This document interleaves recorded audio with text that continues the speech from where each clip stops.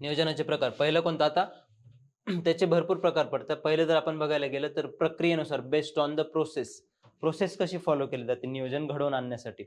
तर प्रक्रिया कशी केली जाते तर पहिलं जे असतं आदेशात्मक नियोजन किंवा त्याला इंग्लिशमध्ये इम्पेरेटिव्ह प्लॅनिंग असंही म्हटलं जातं. आदेशात्मक किंवा इम्पेरेटिव्ह प्लॅनिंग यात सरकारचे संपूर्ण नियंत्रण असते. संसाधनांचे वाटप सरकारच ठरवत असतं. येस. आता हे कोणत्या अर्थव्यवस्थेत घडून येऊ शकतं बरं? कोणत्या अर्थव्यवस्थेत जे आहे ते घडून येऊ शकतं? मी तुम्हाला मगाशी अर्थव्यवस्थेचे 3 प्रकार सांगितले. तर त्या 3 प्रकारांपैकी इम्पेरेटिव्ह प्लॅनिंग किंवा आदेशात्मक नियोजन कोणत्या अर्थव्यवस्थेत घडून येऊ शकतंय? भांडवलशाही की समाजवादी की मिश्र? समाजवादी अर्थव्यवस्था. अगदी बरोबर. बरोबर. बघा पूर्वीची सोव्हिएत युनियन किंवा चीनची जी आहे ती जुनी पद्धत. ते पण समाजवादी किंवा साम्यवादी देश होते. येस. तर हे लक्षात ठेवायचं. आदेशात्मक नियोजन किंवा इम्पेरेटिव्ह प्लॅनिंग जर तुमच्या डोळ्यासमोर आलं तर सरकारचं संपूर्ण नियंत्रण जे आहे ते तिथे असतं. संसाधनांचं वाटप जे आहे ते सरकार ठरवतं. नंतर सूचकात्मक नियोजन म्हणजेच इंडिकेटिव्ह प्लॅनिंग. एक असतं आदेशात्मक, एक असतं सूचकात्मक.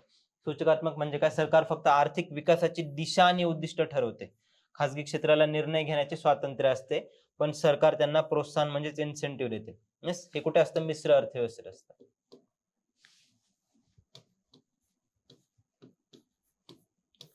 मिश्र अर्थव्यवस्थेत असतं. ओके. 1991च्या आर्थिक सुधारणानंतर जे आहे ते भारताने हे मॉडेल स्वीकारलंय.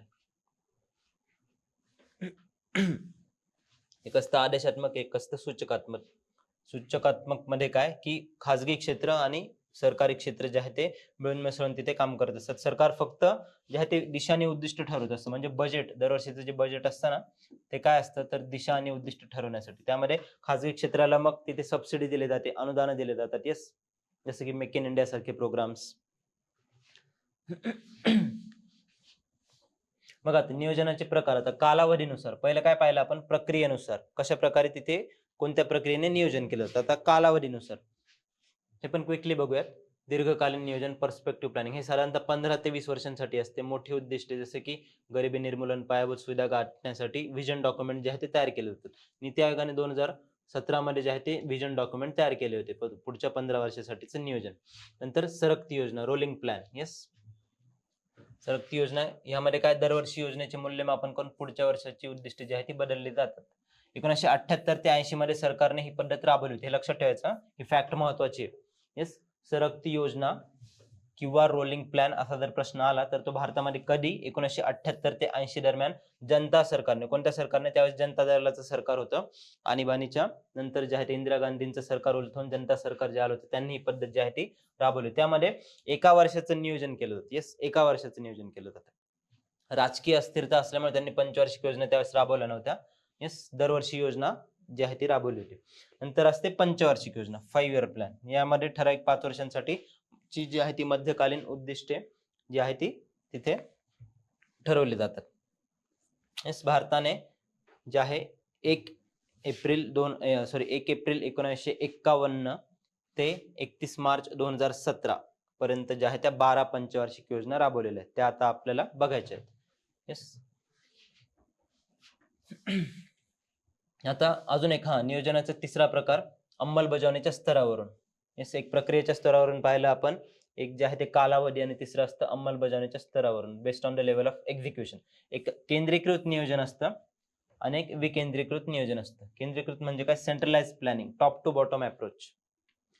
सर्व निर्णय जे आहे ते केंद्र सरकार घेते आणि राज्यांना फक्त त्यांचं तिथे अंमलबजावणी जी आहे ती करावी लागते. राज्यांकडे कुठल्याही प्रकारे निर्णयाचे अधिकार नसतात. येस. दुसरं असतं विकेंद्रीकृत नियोजन.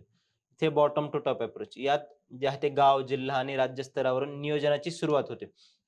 आता केंद्रीकृत नियोजन जर म्हटलं तर तिथे जुना जो आपला नियोजन आयोग होता त्याला बरखास्त करण्यात आलाय. त्याच्या जागी नीती आयोग आणण्यात आलेली आहे. नंतर हे झालं केंद्रीकृत नियोजनाचे प्रकार.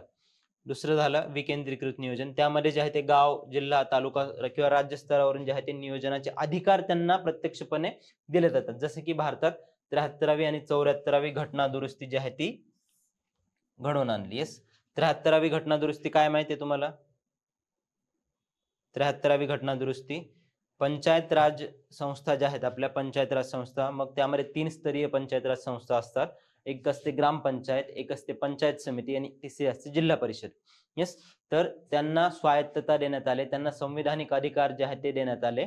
ते कशाद्वारे? 73व्या घटनादुरुस्तीद्वारे. 73व्या घटनादुरुस्तीद्वारे 1900 किती आहे? 1993. येस, 1993. हा, 1992 ला हा कायदा पास करण्यात आला आणि 1993 पासून जी आहे ती लागू झाली. 24 एप्रिल 1993 पासून. हे पण लक्षात ठेवा. पॉलिटीमध्ये कव्हर होईलच, पण आता आपण नियोजन, विकेंद्रीकृत नियोजन बघतो, तर थोडक्यात एकदा ओव्हरव्ह्यू घेऊया. 24 एप्रिल 1993 पासून जे आहे ते 73वी घटना दुरुस्ती लागू करण्यात आली. 73वी घटना दुरुस्ती लागू करण्यात आली. म्हणूनच 24 एप्रिल हा दिवस राष्ट्रीय पंचायत राज दिवस म्हणून साजरा केला जातो. येस, राष्ट्रीय पंचायत राज दिवस 24 एप्रिल. मग त्यामध्ये ह्या घटना दुरुस्तीद्वारे राज्यघटनेत भाग 9 जो आहे तो समाविष्ट करण्यात आला आणि 11वे परिशिष्ट 11th शेड्यूल 11वे परिशिष्ट राज्यघटनेमध्ये, परिशिष्ट असं देखील त्याला आपण म्हणू शकतो.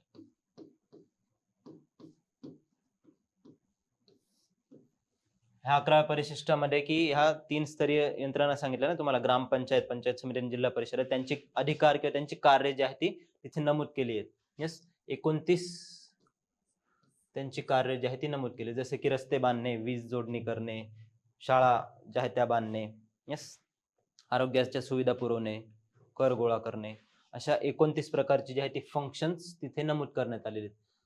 कशामध्ये? तर ह्यालाच काय म्हणतात? तर विकेंद्रीकृत नियोजन. आधी कसं होतं? आधी यांना हे अधिकार नव्हते का? नाही, आधी वरून सांगितलं तुम्ही काय करायचं.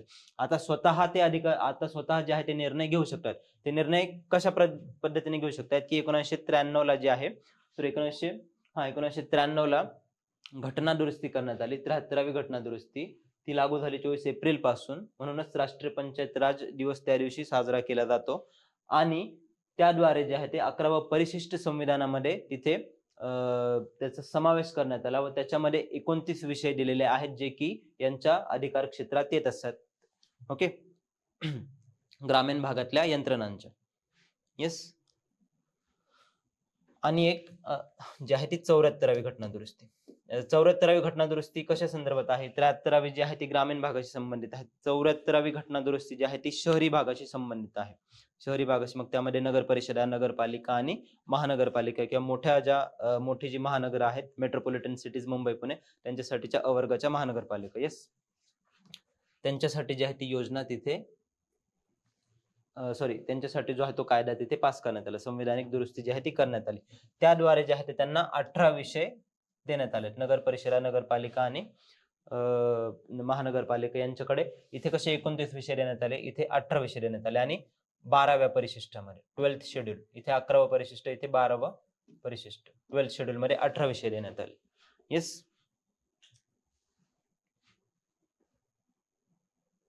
हे झालंय क्लिअर? पॉलिटीमध्ये परत एकदा जे आहे ते कव्हर होणार आहे. जस्ट एक विषय निघाला म्हणून मी तुम्हाला सांगितलं. बघा, नियोजनाचे प्रकार. आता आर्थिक रचनेनुसार लोकशाही नियोजन बेस्ड ऑन इकॉनॉमिक स्ट्रक्चर. लोकशाही नियोजन प्रक्रियेत लोकांचा आणि लोकप्रतिनिधींचा सहभाग असतो. वैयक्तिक स्वातंत्र्य अबाधित ठेवून जो आहे तो विकास साधला जातो. आणि दुसरं असतं हुकुमशाही किंवा साम्यवादी नियोजन. इथे वैयक्तिक स्वातंत्र्यापेक्षा सरकारी उद्दिष्टांना जे आहे ते इथे महत्व दिलं जातं. येस, हे असतं एक इतर प्रकारचे प्रादेशिक नियोजन, क्षेत्रीय नियोजन.